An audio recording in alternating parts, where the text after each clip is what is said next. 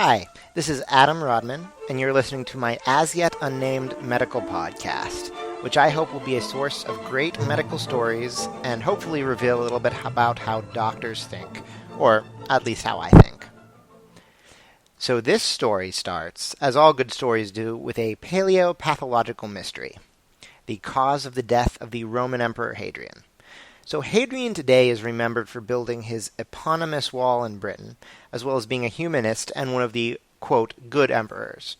He ruled for almost 20 years in the 2nd century AD before falling ill at the age of 60, according to Cassius Dio, who was a historian from this time. The emperor had long had nosebleeds, but they started to intensify. So I'm quoting here, he became consumptive, which is a reference to body wasting, as a result of his great loss of blood, and this led to dropsy, which is an awesome word and apparently is another word for edema or swelling. So he tried charms and magic rites that would relieve the edema temporarily, but inevitably he would fill up again with water. He became depressed and he longed for death. So this is a direct quote from Cassius here. Finally, he abandoned his careful regimen, and by indulging in unsuitable foods and drinks, he met his death, shouting aloud the popular saying. And I love that this was a popular saying during the time of the Roman emperor. Many physicians have slain a king. So if I were going to present this case to another physician, what I'd say would be something like, so we have a 60-year-old Roman emperor with epistaxis and edema. Epistaxis is just a medical word for nosebleeds. And I've got to admit, that's not a lot to go on as far as a history goes. But that certainly hasn't kept physicians from the last several hundred years from trying.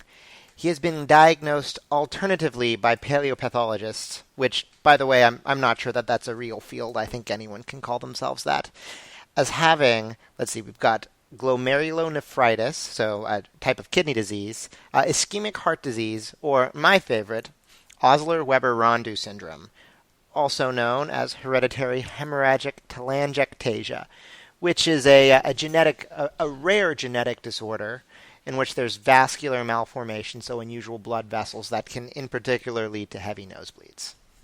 But more recently, a physician from San Francisco thinks that he solved the case of Emperor Hadrian's death by adding in a little bit of physical exam.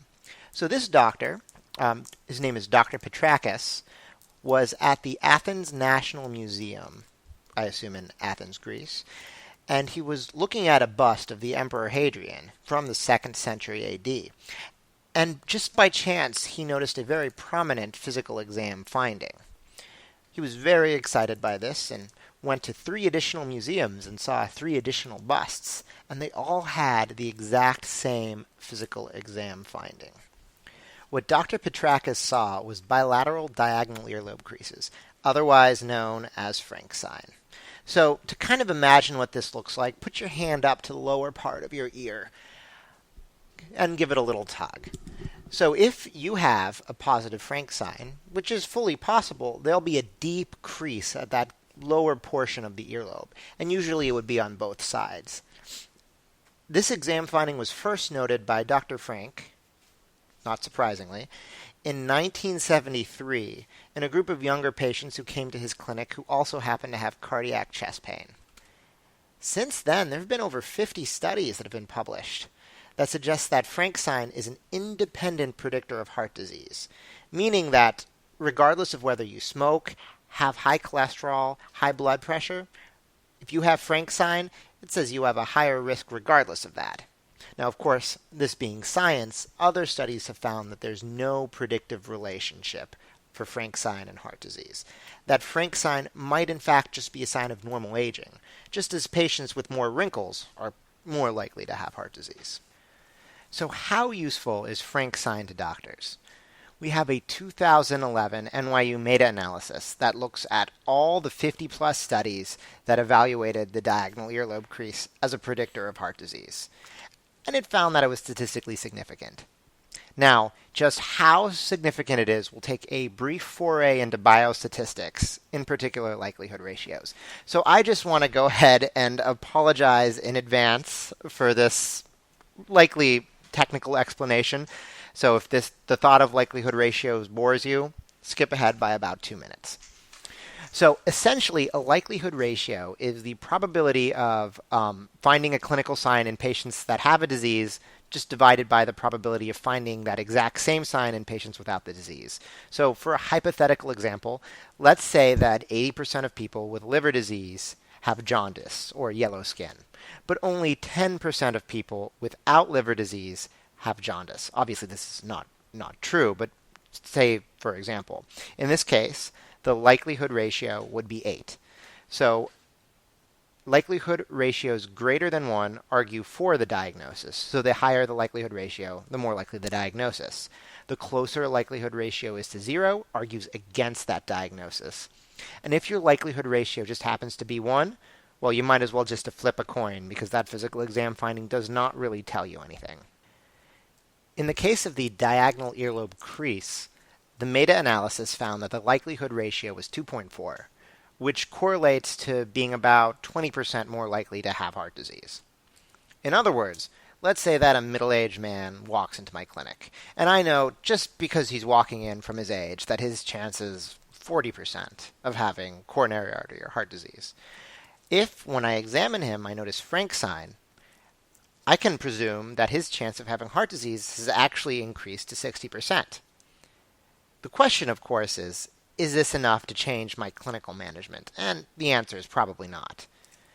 But then again, the likelihood ratio for predicting heart attacks from traditional risk factors, such as smoking or high blood pressure or high cholesterol, was only 1.07, which is barely better than a coin flip. So that takes us back to the poor Emperor Hadrian.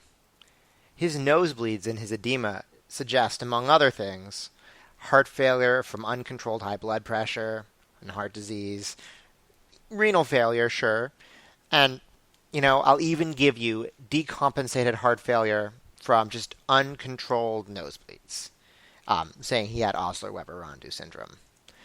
But the fact that he had those earlobe creases on statues from when he was a much younger and more vital man, apparently he visited every single province in the empire, that extra 20% might just be enough to tip the scale to move the diagnosis to heart failure from heart disease, most likely from uncontrolled high blood pressure.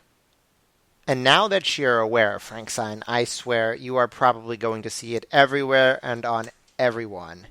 Just by consulting my colleague, Dr. Google, or really his colleague, Dr. Wikipedia, I can find that in notable individuals with Frank's sign, there are listed George W. Bush, Barney Frank, Steven Spielberg, and Lech Walesa, all with links to photographic evidence of their Frank's sign.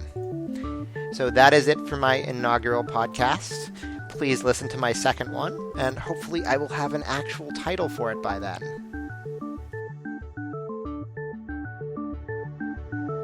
In case you're interested in reading more about the Emperor Hadrian and Frank's sign, you can check out my bibliography. First we have Diagonal Earlobe Creases, Type A Behavior and the Death of Emperor Hadrian by Dr. Petrakis, which was published in the Western Journal of Medicine in January 1980. We also have The Diagonal Earlobe Crease, Historical Trivia or a Useful Sign of Coronary Artery Disease, published by Drs. Mark and Buckley in the NYU Langone Online Journal of Medicine. Finally, we have an amazing article on likelihood ratios by the king of evidence-based physical exams, Stephen McGee, entitled Simplifying Likelihood Ratios, published in the Journal of General Internal Medicine in August 2002. And finally, while I happen to be a doctor and I don't just play one on the internet, this podcast is meant only to be informative and is not meant to serve as any medical advice.